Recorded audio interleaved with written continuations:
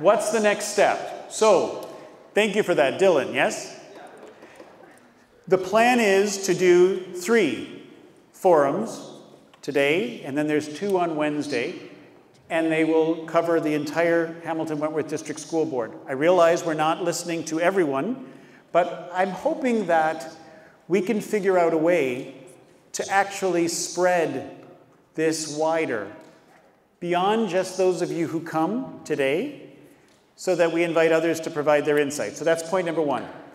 Point number 2, to answer Dylan's question, is then we're going to try to capture all of the insights in a way that we can work with them.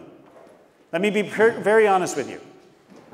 We cannot, as a school district, respond to every single question, concern, and idea that gets put forward to us.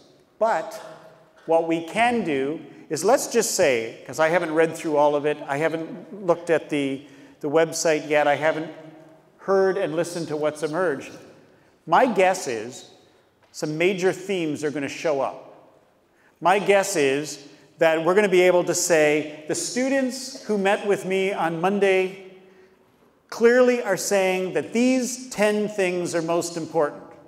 So, what I'm going to do with whatever it is that emerges is create a way to communicate back to you specifically, our students who participated, figure out a way to invite more students to participate, which is to broaden the scope, and then start putting some actions in place. So, I won't know how to answer your question better than that until I see what's actually on the paper.